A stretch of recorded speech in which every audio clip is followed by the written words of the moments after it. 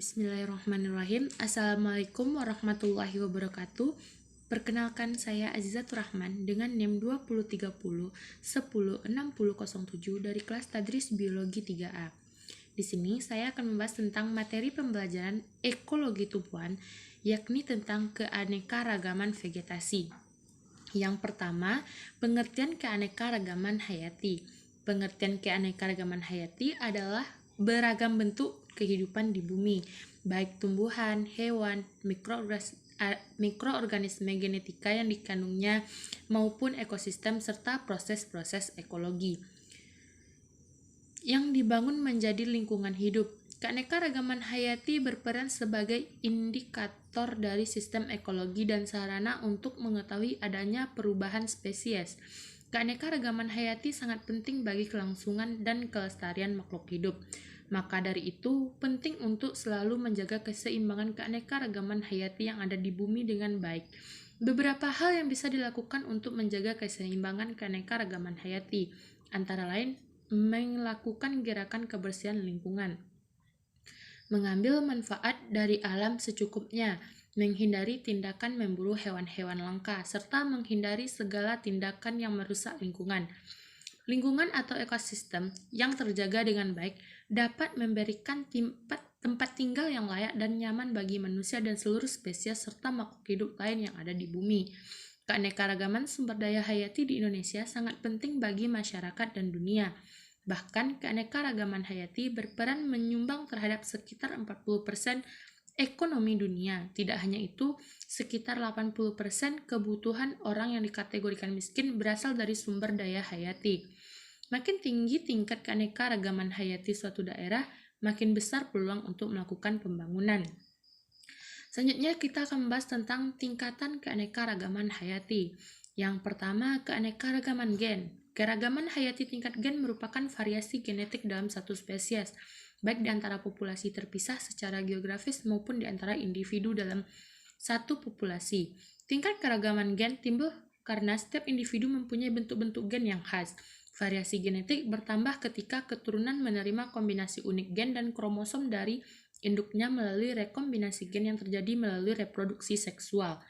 Yang kedua, keanekaragaman spesies. Keanekaragaman spesies mencakup seluruh spesies yang ditemukan di bumi, baik tumbuhan maupun satwa liar. Spesies dapat diartikan sebagai sekelompok individu yang menunjukkan beberapa karakteristik penting yang berbeda dibandingkan kelompok lain. Karakteristik tersebut dapat berupa morfologi, fisiologi, atau biokimia.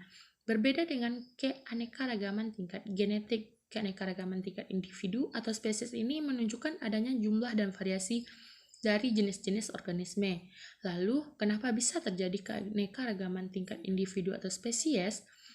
Nah, tingkat keanekaragaman gen ini bisa terjadi karena adanya pengaruh kandungan genetik dengan habitatnya. Selanjutnya, pembahasan kita yang ketiga, keanekaragaman populasi. Keanekaragaman populasi adalah kumpulan dari beberapa individu yang sejenis dalam suatu lingkungan dengan waktu tertentu. Contohnya, populasi di sebuah kolam terdapat ikan lele dan ikan gurami. Yang keempat, keanekaragaman ekosistem. Keragaman hayati tingkat ekosistem adalah keanekaragaman habitat, komunitas biotik, dan proses ekologi di biosfer, daratan atau lautan. Di dalam ekosistem tersebut, seluruh makhluk hidup akan melakukan hubungan timbal balik, baik antara makhluk hidup maupun makhluk hidup dengan lingkungannya atau komponen abiotiknya. Setiap ekosistem mempunyai keunikan dan ciri khas yang sendiri-sendiri. Keanekaragaman tingkat ekosistem menggambarkan jenis populasi organisme dalam suatu wilayah. Adanya keanekaragaman tingkat ekosistem ini ditunjukkan dengan adanya perbedaan faktor abiotik serta komposisi jenis populasi organismenya. Nah, dari tiap-tiap ekosistem di atas, semuanya memiliki perbedaan baik jenis tanaman yang hidup di sana, hewan-hewan, serta lingkungan yang saling mempengaruhinya.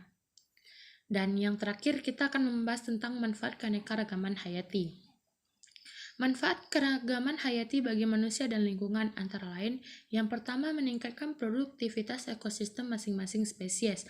Tidak peduli seberapa kecil, semua memiliki peran penting dalam ekosistem tersebut. Contohnya, banyak jumlah spesies tanaman yang memiliki potensi sebagai obat-obatan, mengurangi dampak perubahan iklim dan sumber makanan.